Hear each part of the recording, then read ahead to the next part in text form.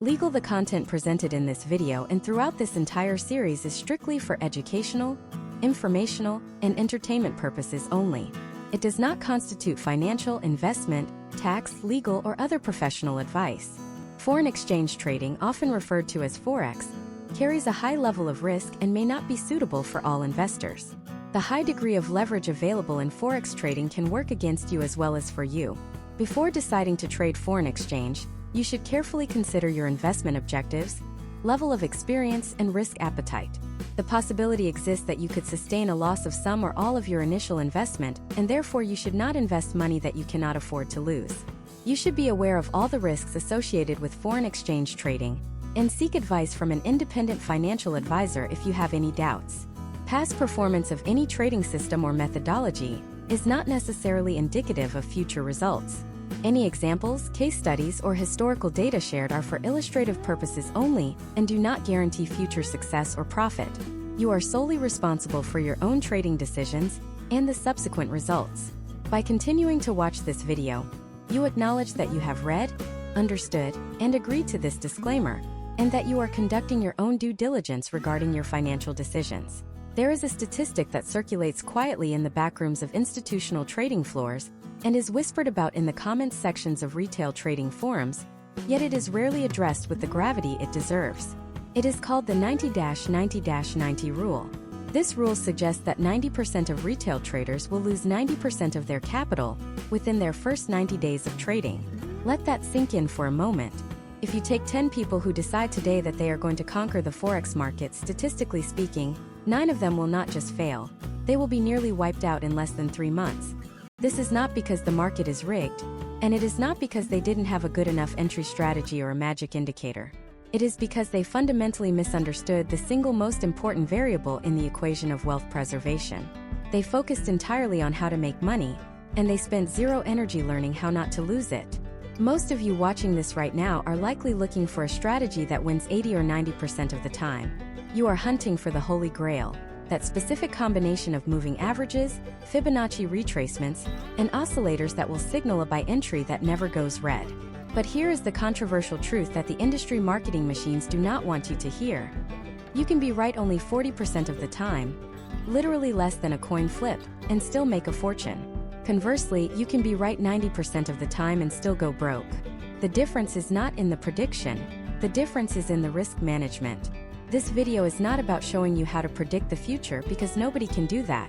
This video, and the masterclass series that follows, is about showing you how to survive when your prediction is wrong, which it inevitably will be. We are facing a crisis in the retail trading space where the accessibility of leverage has outpaced the education required to wield it. In the United States, regulations have capped leverage to protect traders, but the allure of offshore brokers and the misunderstanding of margin still lead to catastrophic account blowouts. We see it every day.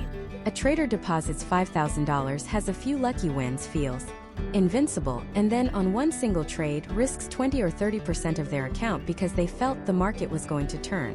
When the market does, in turn they freeze. They move their stop loss, hoping for a reversal. They average down, throwing good money after bad. And then the margin call hits. The screen flashes red, and the account balance returns to zero. This is not a trading problem. This is a risk management failure. This brings us to the core promise of this deep dive masterclass. We are going to solve the problem of account blowouts. We are going to dismantle the habits that lead to the destruction of capital and replace them with the mathematical frameworks used by professional hedge fund managers and proprietary traders. Over the course of this series, we are going to stop treating Forex trading like a trip to a Las Vegas casino and start treating it like a business with inventory, overhead, and strict loss protocols. The objective here is to shift your paradigm completely.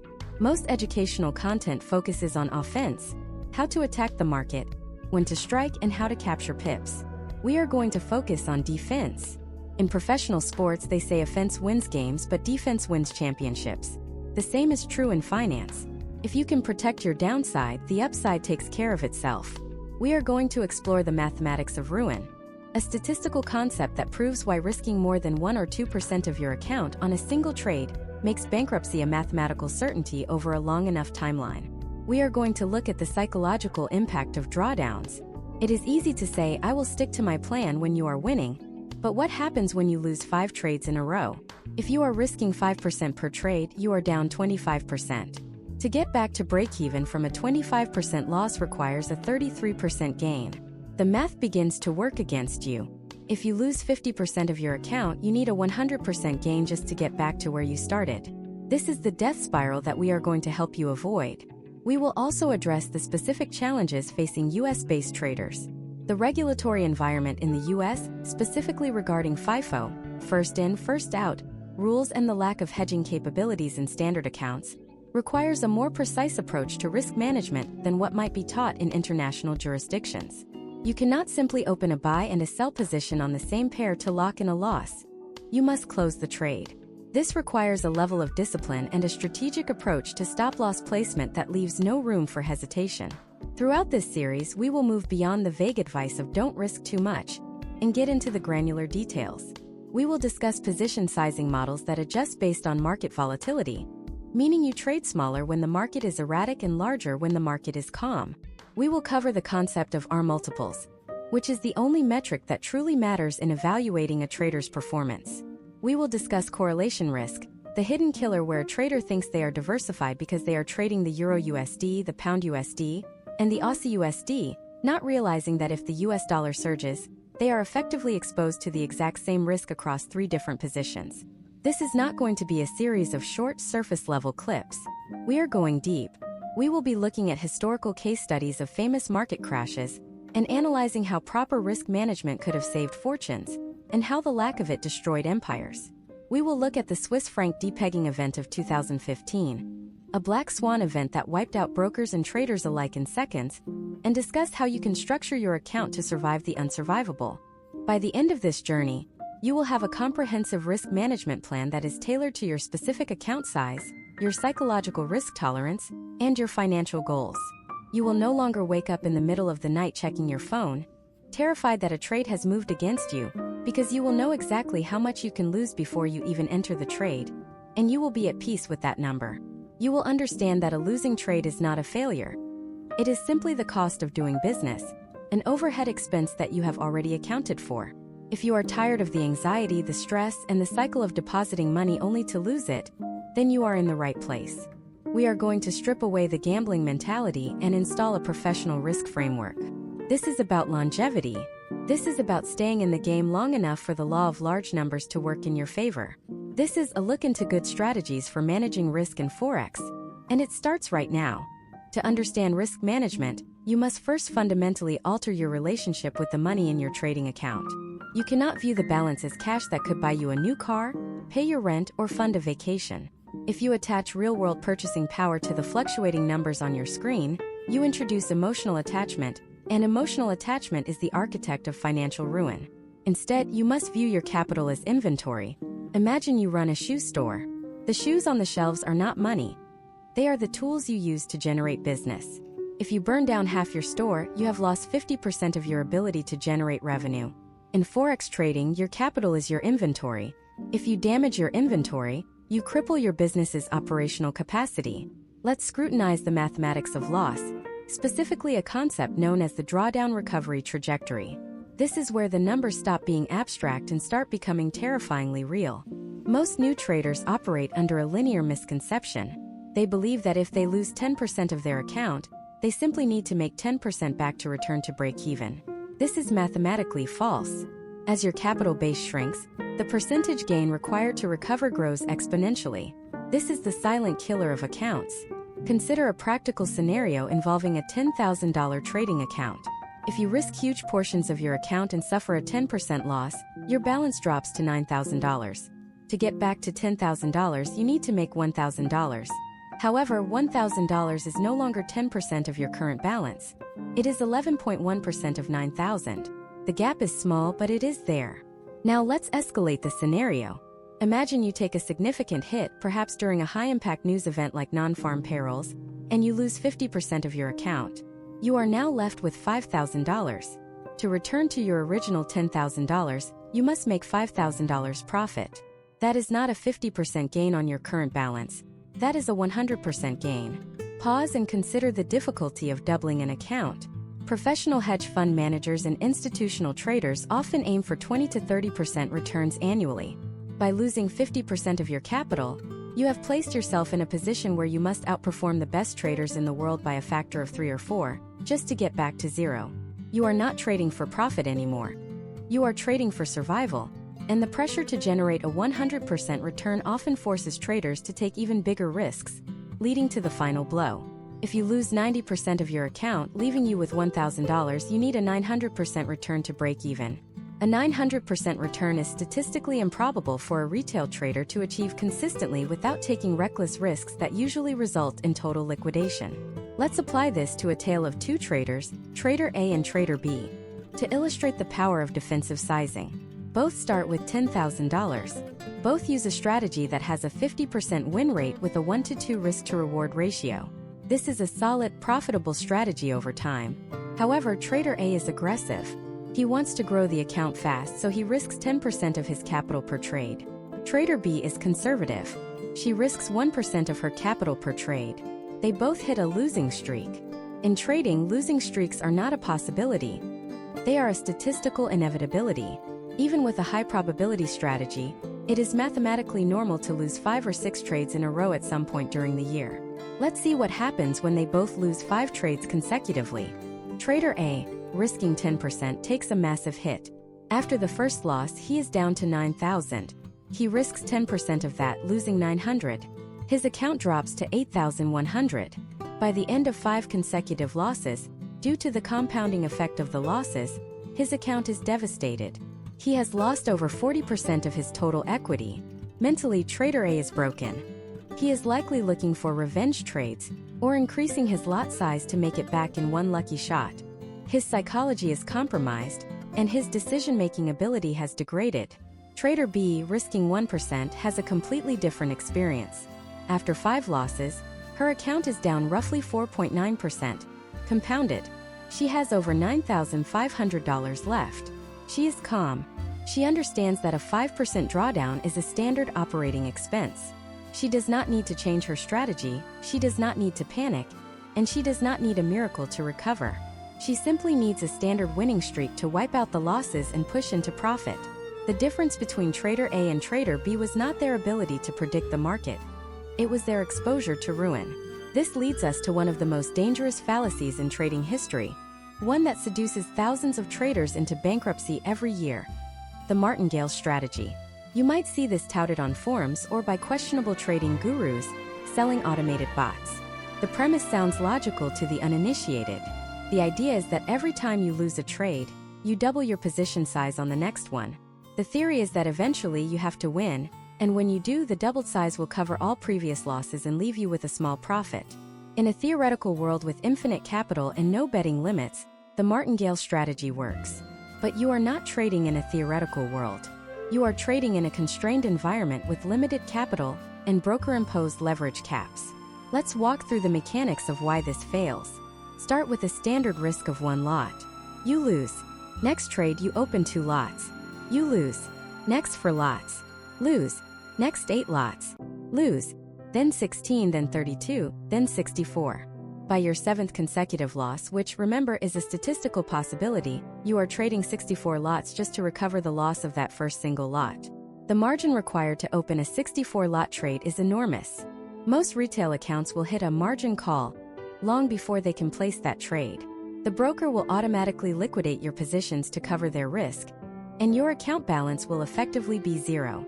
The martingale strategy relies on the fallacy that a win is due.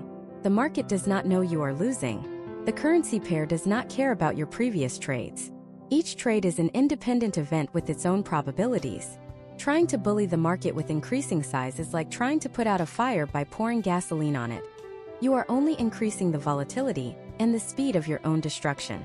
So, if we reject the martingale strategy and we acknowledge the mathematical impossibility of recovering from deep drawdowns, the only logical conclusion is that we must strictly limit the risk on any single trade to a percentage that ensures survivability. This brings us to the industry standard used by proprietary trading firms and professional desk traders: the 1% rule. Strictly following the 1% rule means that if you have a $10,000 account, you never, under any circumstances, lose more than $100 on a single trade setup. Note that I did not say you only invest $100. This is a crucial distinction that confuses many beginners. We are not talking about the margin used. We are talking about the amount of money that vanishes from your account if your stop loss is hit. This introduces a new variable.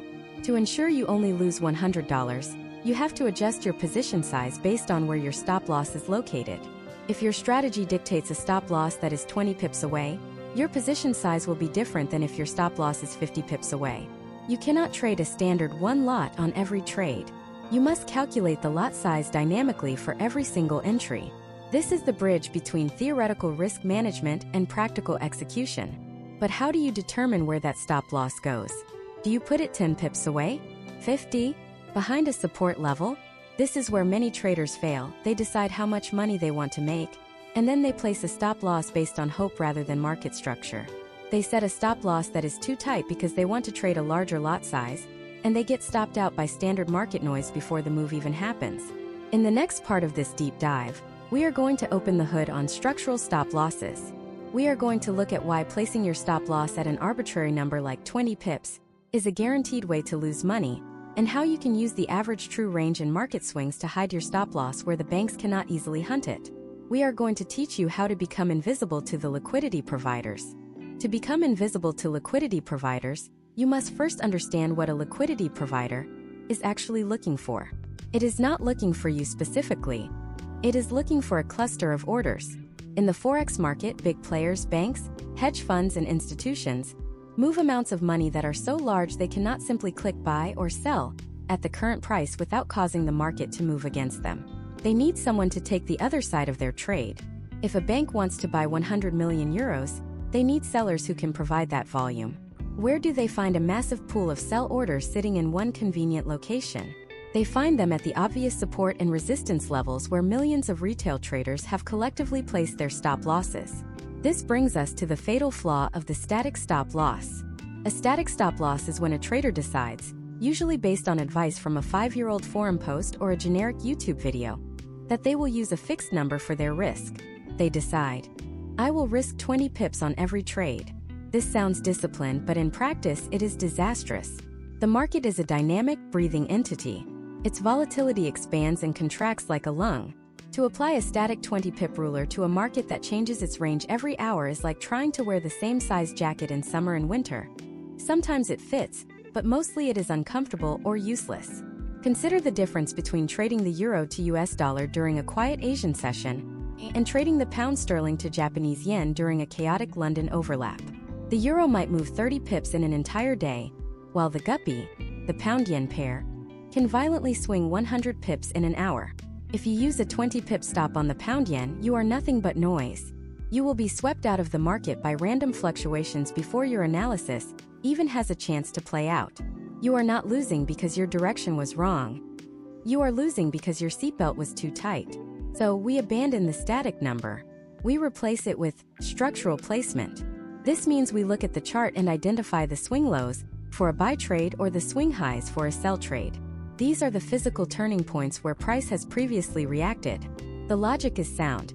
If the price breaks below a major structural low, the reason for being in the long trade is invalidated. The market structure has changed. However, placing your stop loss exactly at the low is suicide. Why? Because everyone else put it there. When you see a perfect double bottom support level, thousands of traders see it too. They all place their stops 1 pip below that wick. This creates a liquidity pool.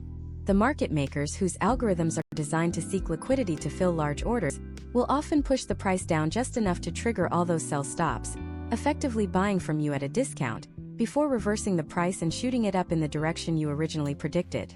This is the phenomenon known as the stop hunt. It is not a conspiracy. It is the mechanics of an efficient market. To survive this, you need a buffer. You need to place your stop loss in a zone where the market is unlikely to go unless the trend has truly reversed. But how big should that buffer be? Guessing is not a strategy. We need a dynamic ruler. This is where the average true range, or ATR, becomes the most valuable tool in your risk management arsenal. The ATR is a volatility indicator. It doesn't tell you direction. It tells you the average distance price has been moving over a set number of candles, usually the last 14. If the ATR on the daily chart is 100 pips, it means that on average, the pair moves 100 pips a day.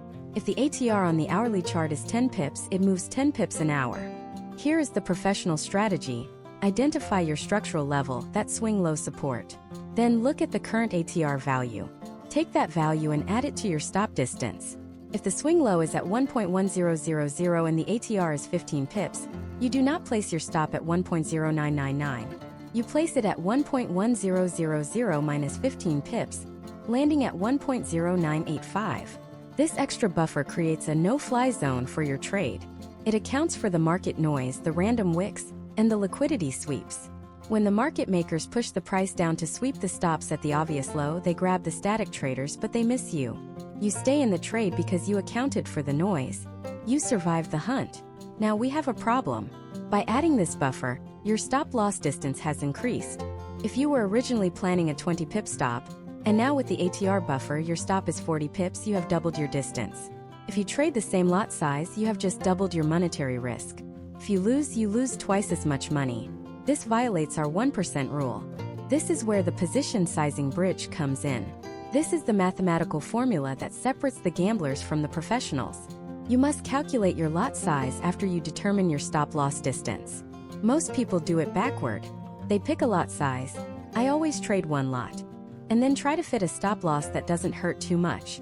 That is a recipe for disaster.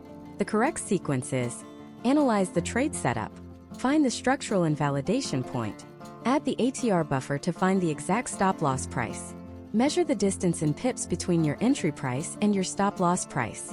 Calculate the lot size so that the pip distance multiplied by the pip value equals exactly 1% of your account. Let's run the numbers on a case study. You have a $10,000 account. Your risk limit is 1%, which is $100. You want to buy the US dollar to Canadian dollar. You find a setup. The structural low is 50 pips away. You add an ATR buffer of 10 pips. Your total stop distance is 60 pips. You need to answer this question. How many lots can I buy so that if the price moves 60 pips against me, I lose exactly $100? If you were lazy and just traded a standard 1.0 lot, where each pip is worth roughly $10, a 60 pip loss would cost you $600. That is 6% of your account. You would be violating your risk rules by a factor of 6. To stay within your limit, you have to shrink the position. You would trade roughly 0.16 lots. Now imagine a different day. The market is extremely quiet. The volatility is low. The same setup appears, but the structural low is only 15 pips away, and the ATR is only 5 pips. Your total risk distance is 20 pips. You still have $100 to risk. Now the math changes. You can trade a much larger size. To lose $100 over 20 pips, you can trade roughly 0.50 lots. Do you see the magic here?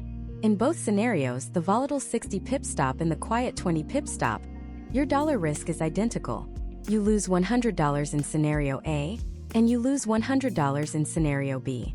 But in scenario B, your position size is 3 times larger. This means that if the trade goes in your favor, you make 3 times as much money per pip movement, simply because the market environment allowed for a tighter stop. This approach standardizes your emotional reaction. You no longer fear volatility because you adjust your size to absorb it. You essentially neutralize the market's variance. Whether the market is screaming or whispering, your risk remains a flat, predictable line. However, knowing how to protect your downside is only half the battle. If you risk $100 to make $50, you have a negative expectancy. You will bleed to death slowly. You need to ensure that the reward is worth the risk. This brings us to the concept of asymmetric compounding. It's not enough to just survive, we need to thrive. We need to find trades where the potential payoff dwarfs the risk we have so carefully calculated. Many traders talk about risk-to-reward ratios, but they misunderstand how to apply them to a win rate. They think a 1-to-2 ratio is magic. It isn't. It depends entirely on how often you win. In the next section, we are going to debunk the high win rate myth. We are going to show you why aiming for a 90% win rate is actually damaging your profitability, and how you can build a system that loses the majority of the time but still compounds your account into exponential growth using the power of R multiples. We are about to change the way you keep score. Stop counting pips. Stop counting dollars. If you want to trade like a professional, you need to start counting in R. This is the secret language of the professional trader, and it is the only metric that allows you to compare a trade on the eurodollar with a trade on gold, or a trade taken by a billionaire hedge fund manager with a trade taken by a retail novice. R simply stands for risk. It is the unit of your initial risk on any given trade. If you followed the 1% rule we discussed in the previous section, your 1R is equal to 1% of your account balance. If you have a $10,000 account, your 1R is $100. If you have a $100,000 account, your 1R is $1,000. This normalizes the scorecard. When you talk to a professional trader, they never ask, "How many dollars did you make?" They ask, "How much or did you make?" Here is why this change in vocabulary is critical. It exposes the high win rate myth for the dangerous lie that it is. The internet is flooded with systems promising a 90% win rate. They show you screenshots of endless green rows of winning trades. It looks seductive. It looks safe.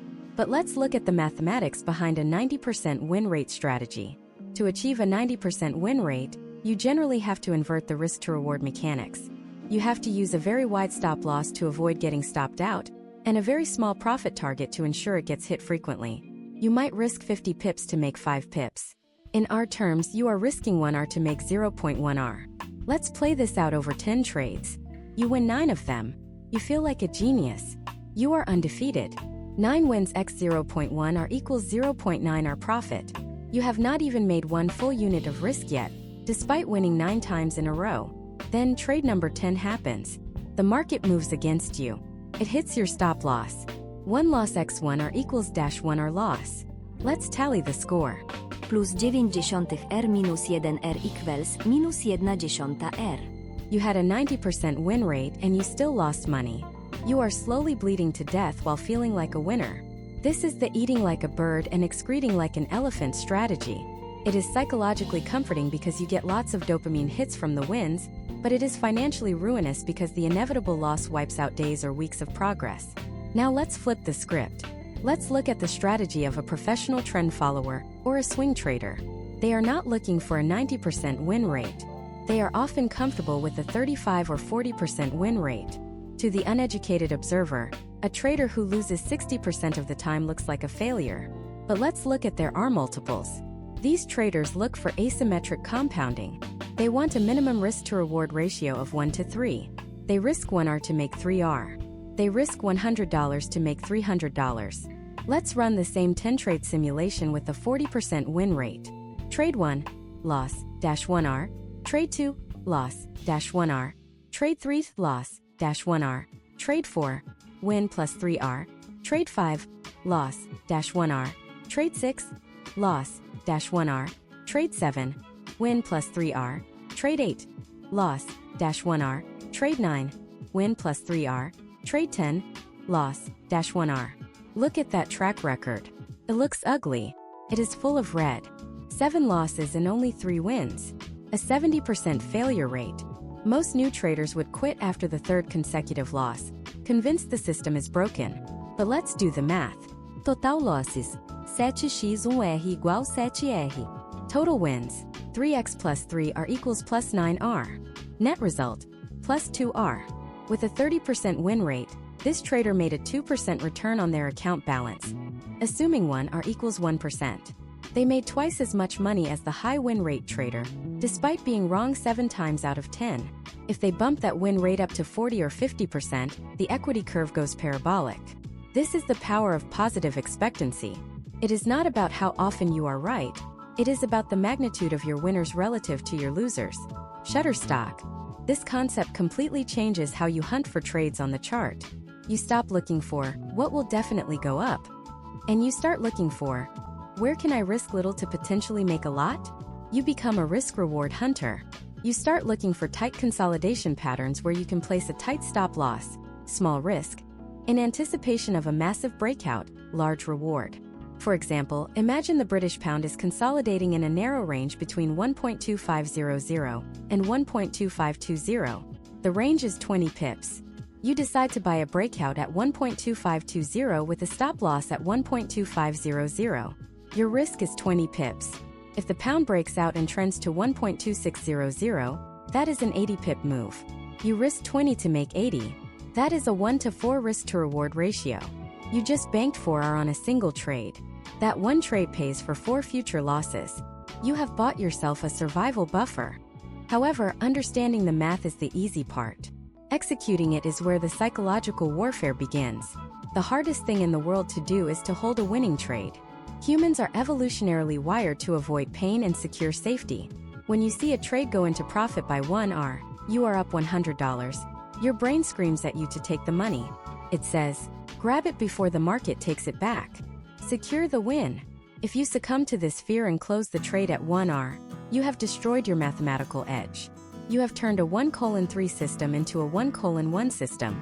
But you still have the losses of a 1:3 system, the low win rate. You have effectively broken the engine of your profitability. You must have the discipline to let the trade run to its target, or at least to manage it in a way that protects your potential R multiple. Conversely, when a trade is losing, the human brain does the opposite. It becomes risky. It says, don't close it yet. It might come back. Let's wait a bit longer. This is known as the disposition effect, the tendency of investors to sell assets that have increased in value, while keeping assets that have dropped in value. In Forex, this is fatal. You cut your winners short and you let your losers run. You must invert your psychology. You must be impatient with your losers and infinitely patient with your winners. You must be a ruthless executioner of any trade that violates your stop loss, and a nurturing guardian of any trade that is moving in your favor. This brings us to the practical application of scaling out versus all in, all out. There is a debate in the professional community. Some traders believe you should take partial profits at 1R or 2R to bank some money. While this feels good psychologically and reduces the stress of the trade, you must realize that mathematically, scaling out reduces your overall R multiple. If you close half your trade at 1:1 and let the other half run to 1:3, your effective average return is only 2R. You have lowered your ceiling. There is no right answer here, only trade-offs. If scaling out helps you sleep at night and prevents you from panic closing the entire position, then do it. The best strategy is the one you can execute consistently without emotional collapse. But if you have the stomach for it, the all-out approach at the final target statistically yields the highest return over a large sample size of trades. So, we have established that we need to risk small 1%, we need to verify our stop loss using structure and ATR, and we need to target a reward that is multiples of our risk. But what happens during the life of the trade? The market is not static. You click buy and the price starts to move. It dances around. It goes halfway to your target and then stalls. News breaks. Volatility spikes. Do you just sit on your hands and pray? Or is there a way to actively manage risk while the trade is live to lock in profit and remove risk without suffocating the trade? This is the delicate art of trade management, and it is where the rookie separates themselves from the veteran. Most traders know how to enter, few know how to exit, and even fewer know how to manage the space in between. In the next section, we are going to tackle the concept of break-even and the trailing stop. We will discuss when you should move your stop loss to your entry price to create a risk-free trade, and more importantly, when you should not do that. Because moving to break-even too early is one of the most common reasons traders miss out on massive trends. We are going to give you the rules for managing the trade in motion. The most seductive phrase in the English language for a trader is risk-free trade.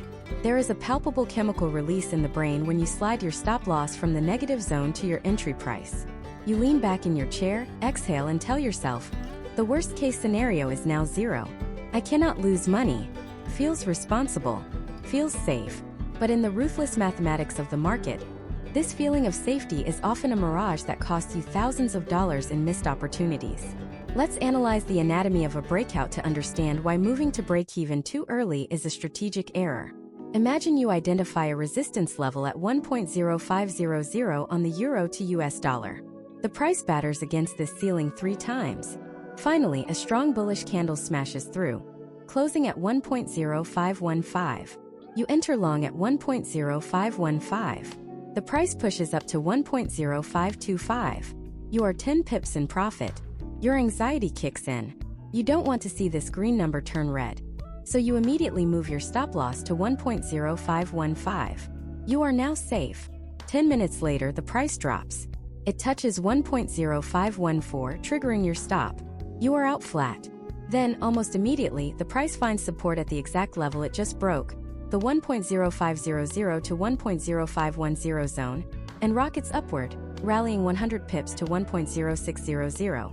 You are left staring at the chart, watching a trade that you correctly analyzed generate massive profits for everyone except you. Why did this happen? It happened because you ignored the mechanics of market memory. When a resistance level is broken, it often becomes support. Price has a natural tendency to return to the scene of the crime, to retest the breakout level. This retest is necessary to collect more orders to fuel the next leg up. By placing your stop loss at break-even, which is exactly where the breakout occurred, you placed your exit ticket right in the middle of the buy zone for institutional traders. You sold your position to them at the exact moment they were looking to buy. You provided the liquidity for their rally. So, what is the professional protocol?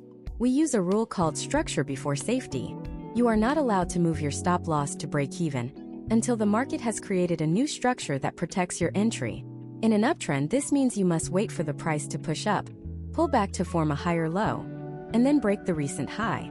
Only after that new higher low is established can you move your stop. And even then, you do not move it to break even, you move it below the new higher low. You are trailing your risk behind the market's natural barriers, not placing it in the market's path. This requires nerves of steel. It means you have to sit there and watch a trade that was 30 pips in profit retrace all the way back to 5 pips in profit. Your brain will scream, "I'm losing money." But you are not losing money. You are giving the trade room to breathe. You are allowing the market variance to play out. If you choke the trade, you kill the trade. A fire needs oxygen to grow. If you smother it the moment it sparks, you will never get a blaze. Now let's discuss the aggressive side of trade management: trailing stops. Once a trade has truly escaped the gravity of the entry zone and is trending strongly, you need a systematic way to lock in profits without capping your upside. Many platforms offer a dynamic trailing stop, which automatically follows the price by a fixed number of pips. If price moves up 10 pips, the stop moves up 10 pips. We generally advise against using automated fixed pip trails for the same reason we advise against static stop losses. They ignore market structure. A 20-pip trailing stop might work perfectly during a low volatility climb. But if a sudden news spike causes a 30-pip whipsaw before the trend continues, you are kicked out prematurely. Instead, consider the 3-bar trailing method or the market structure trail. In a strong uptrend, professional trend followers will often place their stop loss 1 pip below the low of the previous candle or the lowest low of the last 3 candles. This allows you to stay in the trade as long as the momentum is vertical. If the momentum breaks and price starts taking out previous candle lows, the trend is likely exhausting, and it is a logical place to exit. Another critical, yet often overlooked, component of trade management is the cost of doing business, swaps and commissions. When you calculate your break-even point, strictly using your entry price is actually a losing strategy. If you enter at 1.0500 and exit at 1.0500, you have lost money. You have paid the spread, the difference between bid and ask, you have paid the commission on ECN accounts. And if you held the trade overnight, you may have paid swap fees. If you are trading a pair with a negative swap, holding a position for days can eat into your capital significantly. A risk-free trade at the entry price is actually a net loss of perhaps $10 or $20 once fees are tallied. Therefore, your break-even trigger must be entry price plus costs. You need to cover the spread and the fees.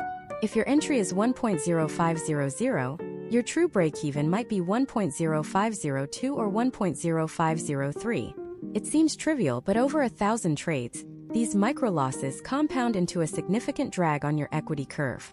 Let's imagine a scenario where you have mastered all of this. You have a $10,000 account. You risk 1% per trade. You use ATR-based stops. You wait for structure before moving to break-even. You trail your stops logically. You are doing everything right on a trade-by-trade basis. But there is a silent killer lurking in your portfolio that can wipe you out even if every individual trade follows these rules.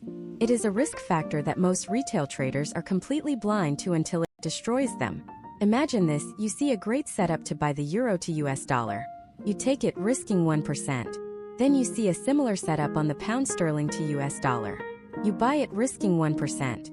Then you see a setup on the Australian dollar to US dollar. You buy it risking 1%. Then you see a setup to sell the US dollar to Swiss franc. You take it risking 1%. You look at your dashboard. You have 4 open trades.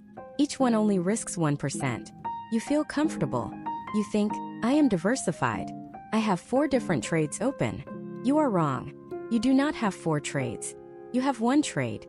You have effectively bet 4% of your account on the US dollar getting weaker. You have quadrupled your risk without realizing it.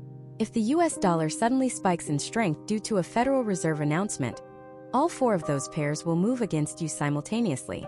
The euro will drop, the pound will drop, the Aussie will drop, and the Swiss franc pair will rise. You won't lose 1%. You will lose 4% in a heartbeat. This is called correlation risk. And it is the primary reason why traders who think they are managing risk still suffer catastrophic drawdowns. They load up the boat on a single currency driver across multiple pairs. They are not diversified, they are duplicated.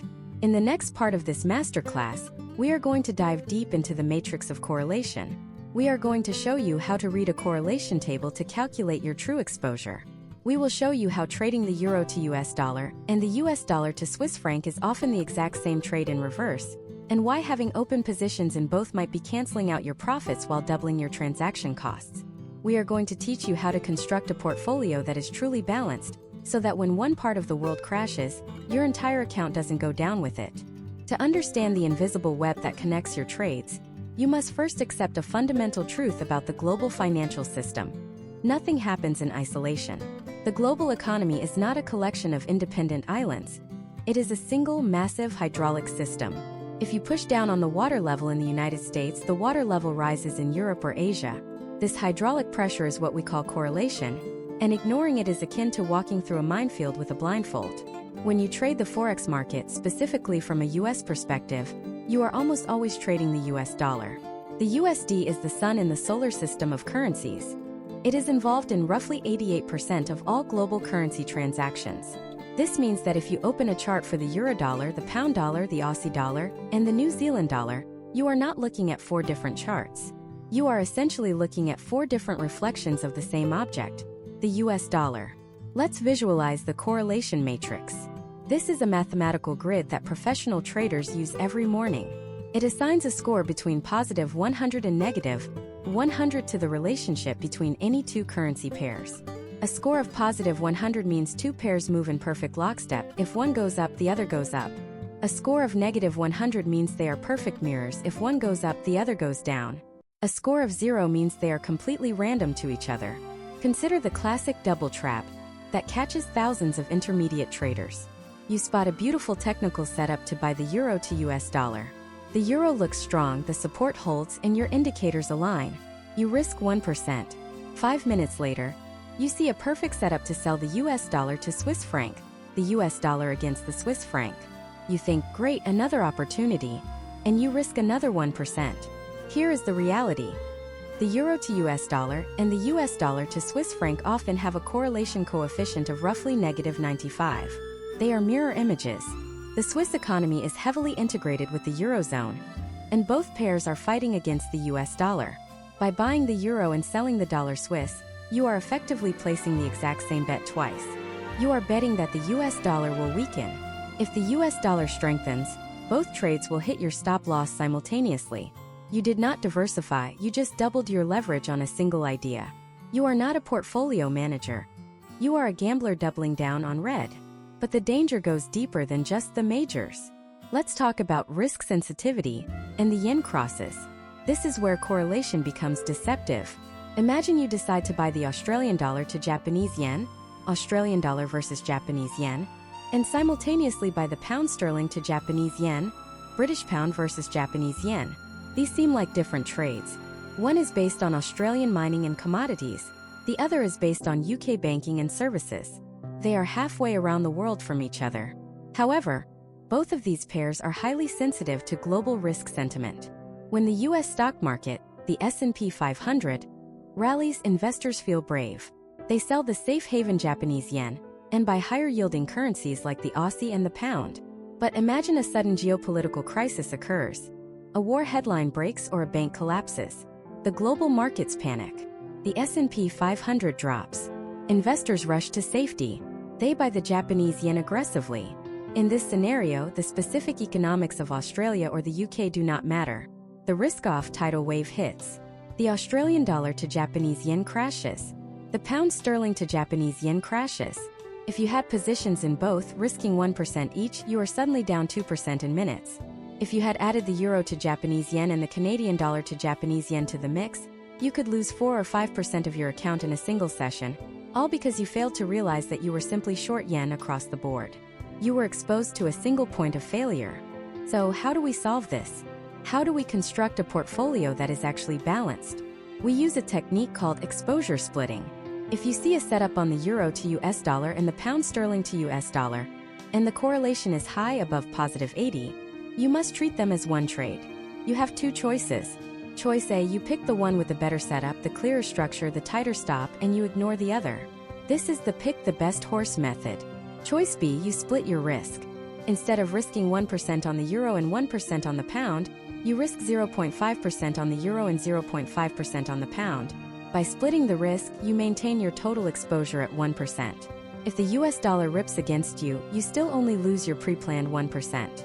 However, if the correlation breaks, for example, if the euro rises but the pound falls due to specific UK news, splitting the risk allows you to capture the move on the euro without being overweight on the dollar trade. This is how hedge funds manage exposure. They don't just pile on. They allocate risk like a precious resource. Furthermore, you must check correlations on the time frame you are trading. This is a nuance that most tutorials miss. Two pairs might be highly correlated on a monthly chart, moving together over years, but completely uncorrelated on a 15-minute chart, moving randomly intraday. If you are a scalper holding trades for 10 minutes, the daily correlation matters less than the hourly correlation. You need to check the matrix for the specific time frame of your trade. Let's take this a step further into cross-asset correlation. As a modern Forex trader, you cannot just look at currencies. You must look at oil and gold. The Canadian dollar, CAD, is historically correlated with crude oil prices because Canada is a major oil exporter. If oil prices crash, the CAD often weakens. If you are long oil and long Canadian dollar to Japanese yen, you are doubling up on the energy trade. Similarly, the Australian dollar is often correlated with gold prices. If you are short gold and long Australian dollar to US dollar, you might be fighting a losing battle against intermarket gravity. The goal of a robust risk management strategy is to be market neutral, or at least driver diverse. You want a portfolio where if the US dollar crashes, you win on some trades and lose on others, but your winners outweigh your losers. Or better yet, you want trades that are driven by completely different factors. For instance, you might have a long position on euro to US dollar, driven by US dollar weakness, and a short position on euro to pound sterling, driven by the euro versus pound dynamic, independent of the USD. If the dollar moves, it affects trade 1. If the UK releases inflation data, it affects trade 2. These trades are uncorrelated. This is the holy grail of diversification. It means your equity curve becomes smoother. You don't have massive spikes up and massive spikes down. You have a steady upward grind because your risk is spread across different drivers. Now imagine you have built this perfect fortress. You have your 1% rule. You have your ATR stops. You have your structural targets.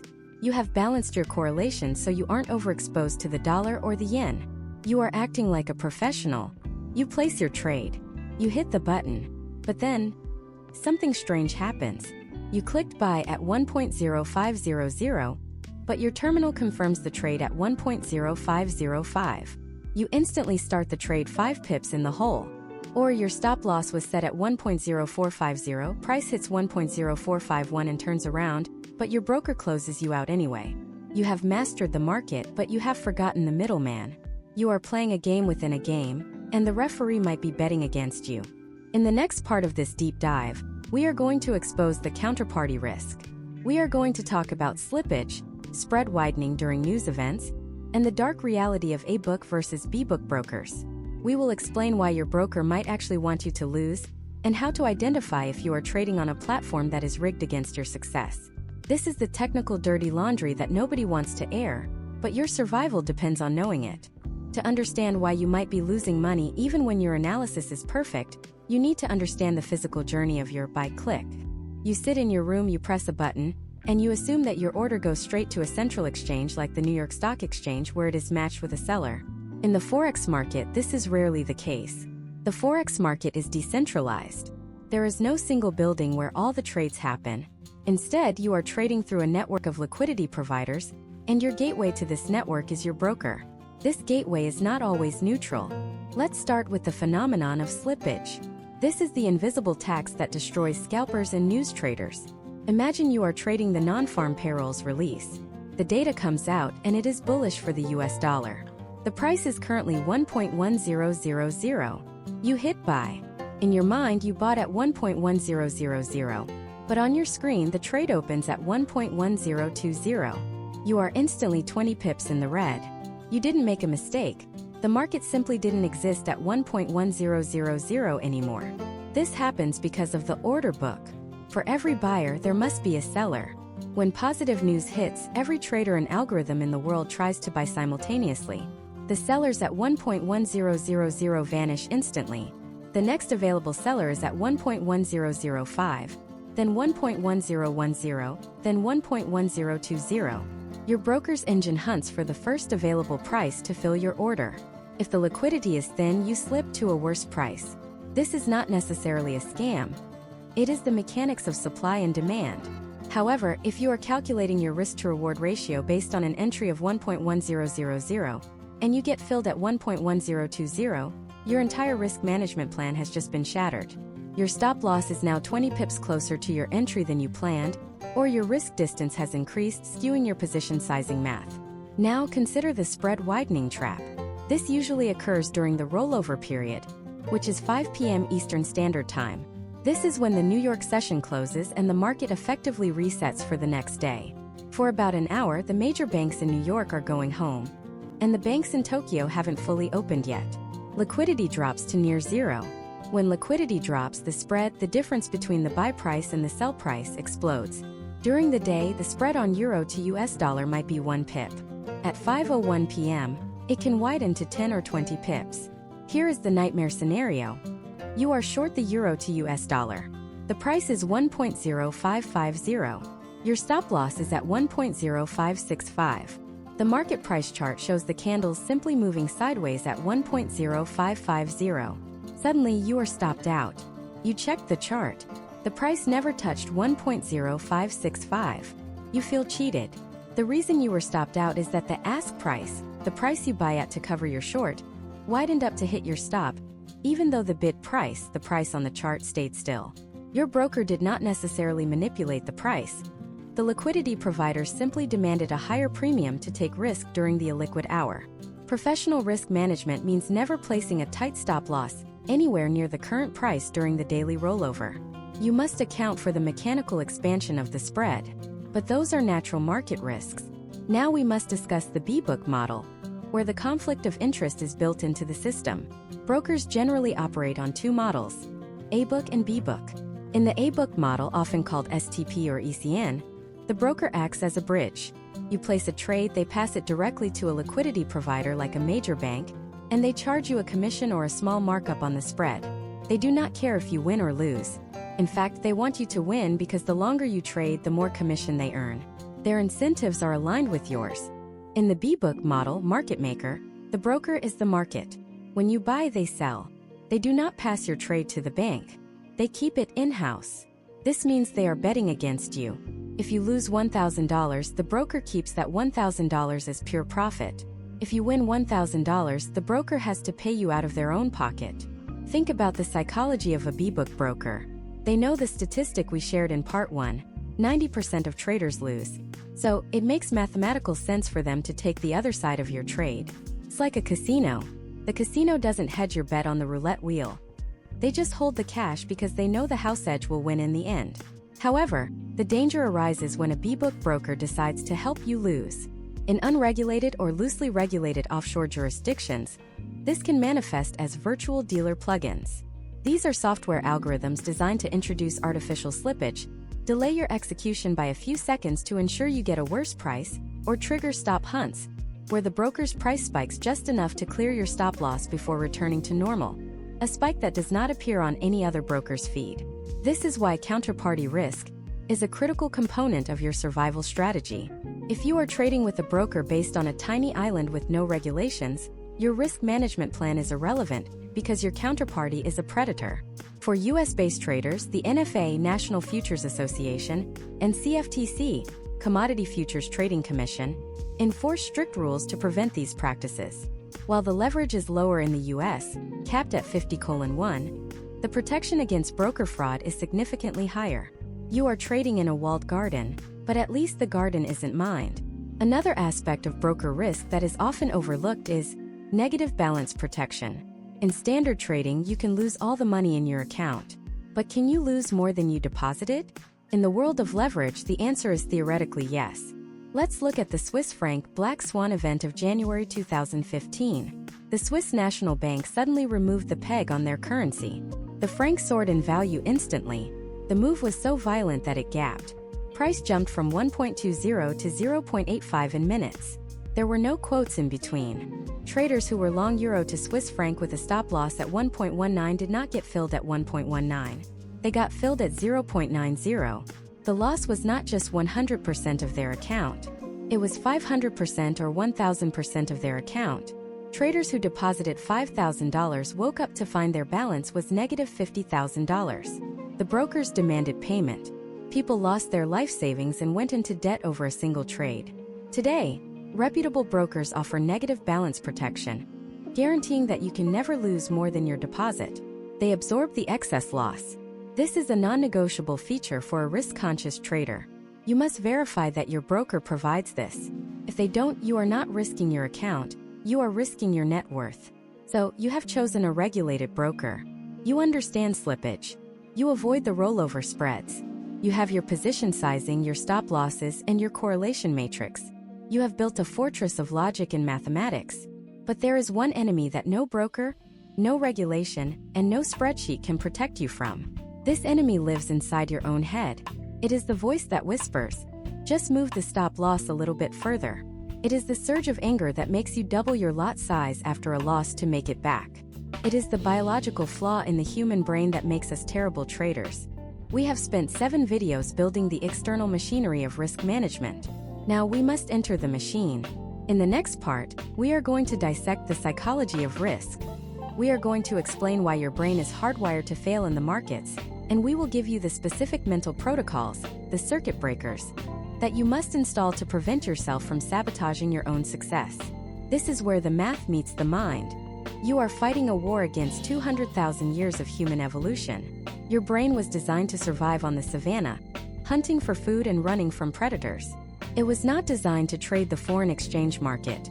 In the wild, if you see a threat like a lion, your amygdala, the primitive part of your brain responsible for the fight or flight response, takes over. It floods your body with cortisol and adrenaline. Your heart rate spikes, your vision narrows, and blood is diverted away from your prefrontal cortex, the part of the brain responsible for logic, mathematics, and long-term planning, and sent to your muscles so you can run or fight. In trading, a loss is the lion. When you see a red candle plunge against your position, your brain interprets this financial threat exactly the same way it interprets a physical threat. The amygdala activates. The amygdala hijack occurs. At the exact moment you need your logical brain the most to calculate risk and manage the trade, your biology effectively shuts it down. You become physically incapable of making a rational decision. This is why you move your stop loss. This is why you double your lot size. It is not because you are stupid, it is because you are chemically compromised. You are trying to fight the market to survive the threat. This biological mismatch leads to the most destructive force in trading: tilt. Tilt is not just frustration. It is a state of mental confusion and emotional agitation where the trader abandons all strategy in a desperate attempt to relieve the pain of losing. Let's walk through a forensic analysis of a tilt spiral to see how quickly a professional trader can turn into a gambler. Meet Trader X. He has a solid plan. He risks 1% per trade. He starts his morning with a short position on the US dollar to Japanese yen. The setup is perfect. He enters. 10 minutes later, a random news headline crosses the wire. The price spikes up and hits his stop loss. He loses 1%. This is a standard business expense, but Trader X takes it personally. He feels a sting of injustice. I was right, he thinks. The news just messed it up. He immediately looks for a re-entry. He doesn't wait for a setup. He just sells again because he is convinced the price must go down. This is the first breach of discipline. Revenge trading. The price continues to rise. He is now down another 1%. He is angry now. The loss feels like a physical attack. His brain is screaming, "Get the money back." He increases his lot size to double the previous trade. He thinks, if I just scalp 5 pips with double the size, I'll be back to break even and I can quit for the day. This is the martingale fallacy driven by dopamine craving. The market, indifferent to his suffering, grinds higher. He is now underwater on a double-sized position. The pain of realizing the loss is too great, so he removes the stop-loss. It has to turn around, he tells himself. It's overbought. He is now trading on hope, the most expensive commodity in the world. He watches as the trade goes negative 10%, then 20%. Finally, the broker's margin call liquidates him. In 1 hour, he has undone 6 months of disciplined trading. To prevent this catastrophe, you cannot rely on willpower. Willpower is a finite resource that depletes throughout the day. You need a mechanical override switch. You need a circuit breaker. In the stock market, exchanges have circuit breakers that halt trading if the index drops by 7% or 13%. They literally unplug the market to let panic subside. You must install a personal circuit breaker for your trading business. The most effective circuit breaker is the daily loss limit. You must have a hard number written in stone. If I lose X amount of money or Y percentage of my account in a single day, I am physically forbidden from placing another trade. For a professional risk manager, a common rule is the 3R rule. If you lose 3 units of risk 3R in a day, you are done. Period. If you risk 1% per trade, this means you stop at a 3% drawdown. Why 3? Because statistically, losing 3 independent trades in a row is possible, but it suggests that your read on the market conditions for that day is fundamentally wrong. Perhaps the market is chopping when you are trend trading. Perhaps there is an underlying news driver you missed. By stopping at negative 3%, you preserve 97% of your capital to fight another day. You live to trade tomorrow. But the rule goes deeper. You must also have a circuit breaker for winning. This sounds counterintuitive. Why stop when you are winning? Because of the house money effect. When humans win, they become euphoric. They perceive the profit not as their own hard-earned capital, but as free money from the market. This lowers their risk aversion. A trader who is up 5% on the day is highly likely to take a reckless, high-risk trade because, even if I lose, I'm still up for the day. This reckless trade often spirals into a loss that wipes out the entire day's profit and puts them in the red. So the rule might be, if I am up 3R, I lock my terminal. Or, if I am up 3R and I take a loss that brings me back to 2R, I quit immediately. You protect your mental capital as fiercely as your financial capital. Another psychological trap that distorts risk perception is recency bias. This is the tendency to weigh the most recent events more heavily than older ones. If you have lost 5 trades in a row, recency bias tells you that the next trade will also be a loser. You become gun-shy. You hesitate.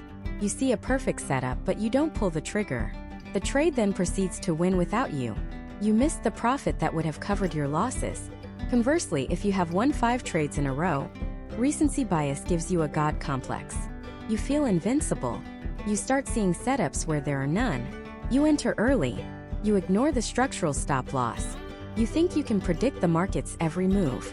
This overconfidence is usually the precursor to the massive drawdown we discussed earlier. To combat recency bias, you must think in series of trades, not individual outcomes. Professional gamblers do not judge their success on one hand of blackjack. They judge it on thousands of hands. You must view your next 20 trades as a single block. You know that within that block of 20 trades, you will likely lose 8 and win 12. If you have a 60% win rate, you do not know which sequence they will come in.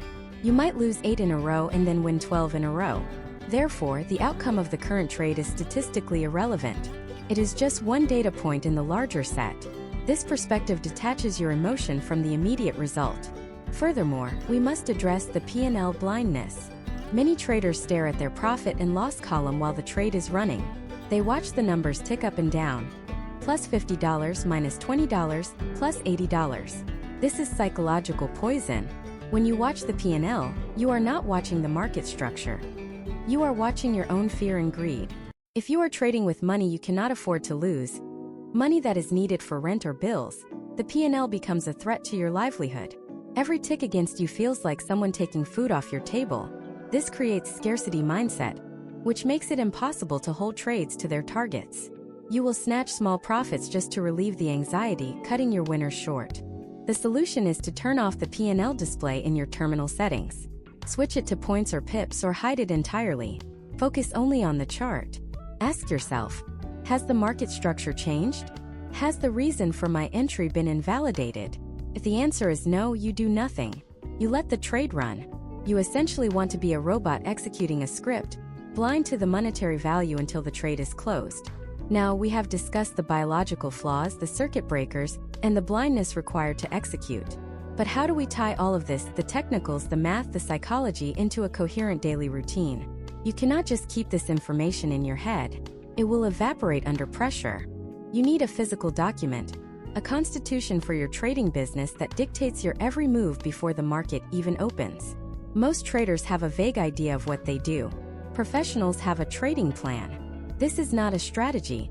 It is a rigid operational manual. In the next part, we are going to build this manual together. We are going to write the laws of your business.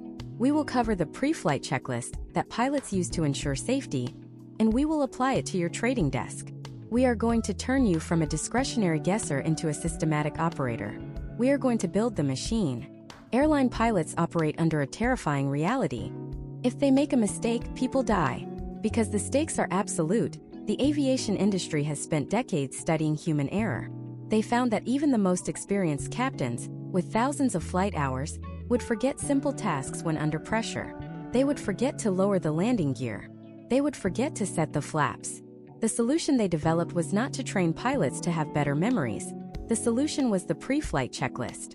Before the engines even start, the pilot and co-pilot must verbally confirm the status of every critical system. They do not rely on their brains, they rely on the list. You are the pilot of your trading account.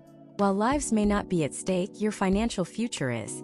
Yet, most retail traders jump into the cockpit, throttle up, and take off without checking the weather, the fuel levels, or the landing gear. They simply open their laptop, look at a chart, see a green candle, and click buy. This is not trading. This is reckless endangerment of capital. To transition from a gambler to a professional risk manager, you must build your own pre-flight checklist and a comprehensive trading plan. A trading plan is not a vague idea like, I want to make money. It is a rigid, written legal document that you sign with yourself. It separates the two versions of you, the CEO and the employee. On the weekend, when the market is closed and your emotions are neutral, you are the CEO. You write the rules. You determine the risk parameters. You decide the strategy. On Monday morning, when the market opens, you are the employee. Your job is not to think. Your job is to execute the rules written by the CEO. The employee is not allowed to change the rules mid-trade. The employee simply follows instructions. Let's construct the pre-flight checklist that the employee must complete before taking a single trade. This checklist serves as a go/no-go gauge. If any single item on the list is unchecked, the trading desk is closed. Item 1. The biological audit. You must assess your physical and mental state. There is a common acronym used in addiction recovery and high-performance sports. HALT. Are you hungry, angry, lonely, or tired? If you are any of these, your decision-making capacity is compromised. If you had a fight with your spouse, you do not trade. If you slept 4 hours last night, you do not trade. If you are sick, you do not trade. The market is an arena of elite competition. If you enter it at 60% capacity, you will be eaten by someone operating at 100%. Item 2. The environmental scan. This involves the economic calendar. You must know with absolute certainty what red folder or high-impact news events are scheduled for the day. Is the Federal Reserve Chairman speaking? Is the Consumer Price Index (CPI) being released? If there is a high-impact event at 8:30 a.m., you must have a rule. No new trades 30 minutes before or after the release. Trading during the release is gambling on a coin flip. A professional sits on their hands during the chaos and waits for the dust to settle. Item 3. The technical alignment. This is where you confirm that the market conditions match your strategy. If you are a trend trader, you must ask, is the market trending? If the market is chopping sideways in a tight range, your trend strategy will fail. You must have the discipline to say, the market does not fit my criteria today, and walk away. This is the hardest skill to master. The art of doing nothing. A sniper does not shoot at everything that moves. They wait for the perfect shot. If the shot doesn't present itself, they don't fire. Once the pre-flight checklist is cleared, you move to the trade execution protocol. This is where you define your setup with zero ambiguity. You cannot say, I'll buy if it looks bullish. That is subjective. You must say, I will buy if price is above the 200 period moving average and price retraces to the support zone and a bullish pin bar candle closes. This if-then syntax is powerful because it removes hesitation. When the criteria are met, you execute without fear. When the criteria are not met, you wait without anxiety. You are no longer guessing, you are pattern matching. But the plan does not end when you click the button. The most critical part of the professional machine is the black box. In aviation, the black box records all the data from the flight so that if a crash occurs, investigators can determine exactly what went wrong. In trading, your black box is your journal. Most traders keep a lazy journal. They write down the entry price, the exit price, and the profit. This is useless. A professional journal records the context and the behavior. You need to track metrics that reveal the hidden leaks in your game. Two of the most important metrics you should be tracking are MAE and MFE. MAE stands for Maximum Adverse Excursion. This measures how much the price went against you before it went in your favor. If you have a 30-pip stop loss, but your winning trades only ever go against you by 5 pips, your data is telling you something. It is telling you that your stop loss is too wide. You can tighten it to 15 pips, effectively doubling your position size and your profit potential without increasing your risk of being stopped out. MFE stands for Maximum Favorable Excursion. This measures how far the trade went in your favor before you closed it. If you are closing trades for a 20-pip profit, but the data shows that your trades consistently run for 50 pips, you are leaving massive money on the table. You are a bad manager of winners. The data strips away the ego and shows you the raw mathematical reality of your performance. Furthermore, you must categorize your trades not by win or loss, but by good or bad. This distinction is vital. A good trade is one where you followed your plan perfectly. You waited for the setup, you calculated the risk, you executed, and you managed it according to the rules. If that trade loses money, it is still a good trade. It is a business expense. A bad trade is one where you broke your rules. You entered early, you risked too much, or you moved your stop loss. If that trade makes money, it is a terrible outcome. Why? Because it rewards bad behavior. It reinforces the gambling habit. Teaches your brain that it is okay to break the rules. Eventually, that bad habit will lead to the one trade that wipes you out. You must reach a point where you are proud of a losing trade because you executed it perfectly, and ashamed of a winning trade because you acted impulsively. When you detach your self-worth from the monetary result and attach it to the process, you have truly arrived as a professional. This rigorous systematization solves the problem of decision fatigue. The human brain has a limited amount of decision-making energy each day. If you burn that energy deciding what pairs to look at, how much to risk, or when to enter, you will be exhausted by the time you need to manage the trade. By automating these decisions through a rigid plan, you conserve your mental energy for the moments that truly require discretion. Imagine your trading business as a franchise like a McDonald's. A McDonald's in Tokyo and a McDonald's in New York taste exactly the same. Why? Because they follow a strict standard operating procedure, SOP. They do not guess how long to cook the fries, there is a timer. They do not guess how much salt to add. There is a precise measurement. Your trading must be a boring, repetitive franchise. If your trading is exciting, you are doing it wrong. Excitement comes from uncertainty and gambling. Boredom comes from predictability and consistency. You want to be bored. You want to be a casino manager, calmly watching the probabilities play out, not the gambler sweating at the table. We have now built the entire infrastructure. We have the defensive systems, the psychological safeguards, and the operational manual. You are no longer a novice throwing darts at a board. You are a risk manager with a statistical edge. But there is one final piece of the puzzle. The question that everyone asks: how do I get rich with the small account? You have likely heard that you need money to make money. If you have a $1,000 account, and you make a respectable 5% a month, that is only $50. You cannot live on $50. This realization often drives traders back to high risk, over-leveraging just to pay the bills. But what if I told you that you don't need your own money to trade?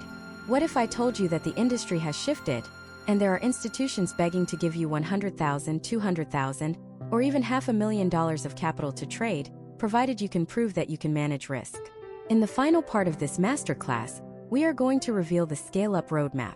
We are going to discuss the world of proprietary trading firms.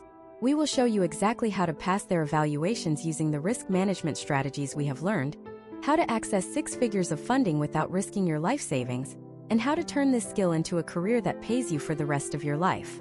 The era of the small account struggle is over. The era of the funded professional begins now. Here is the brutal truth about retail Forex trading that your broker knows but will never tell you.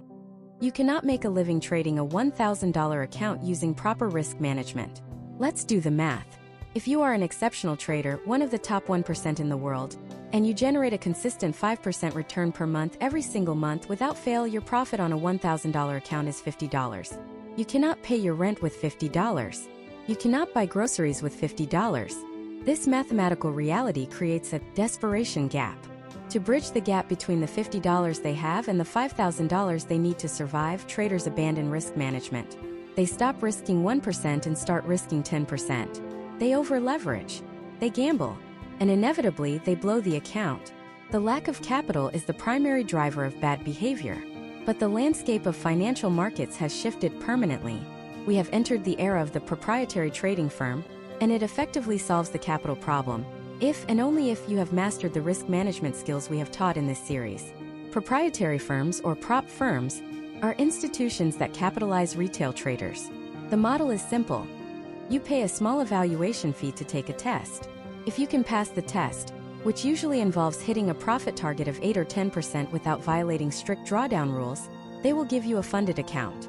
They take a split of the profits, usually keeping 10 to 20%, while you keep 80 to 90%. Suddenly, the math changes.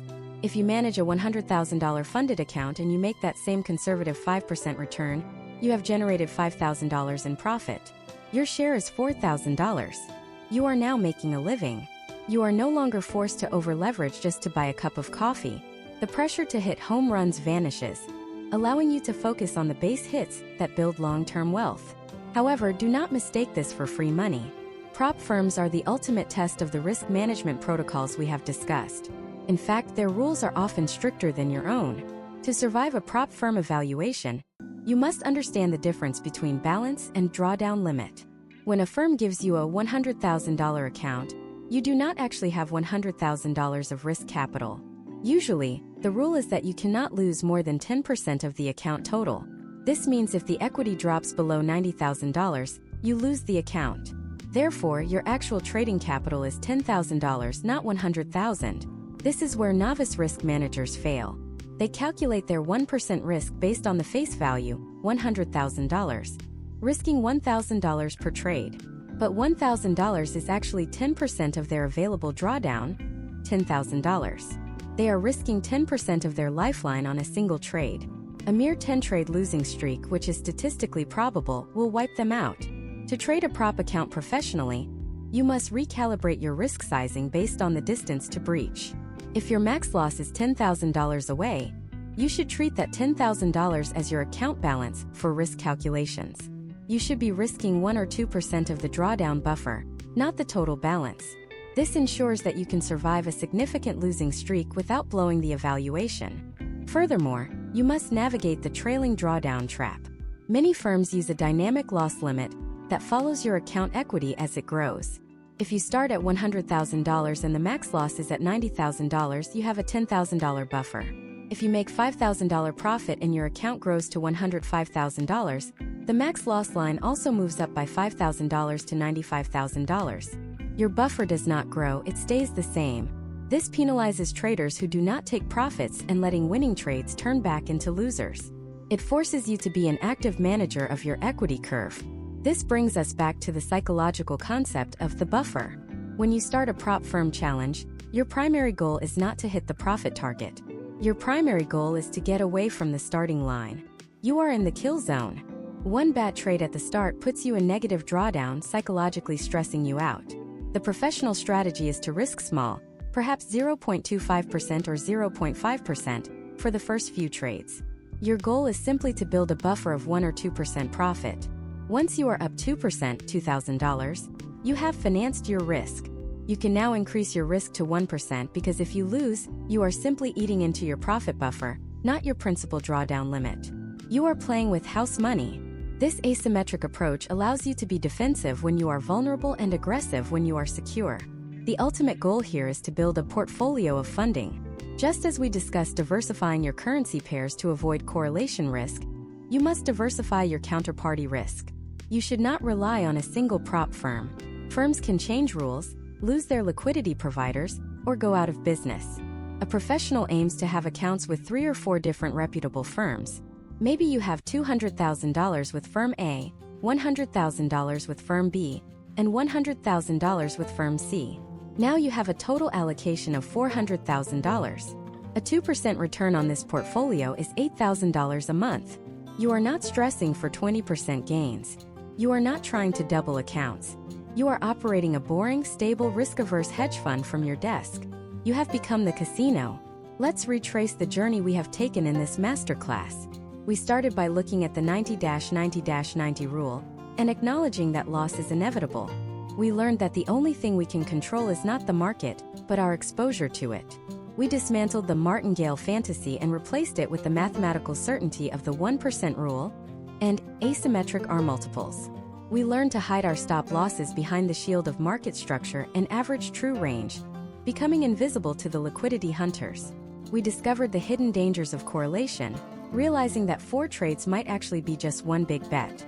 We exposed the mechanical risks of slippage, spreads, and B-book broker incentives.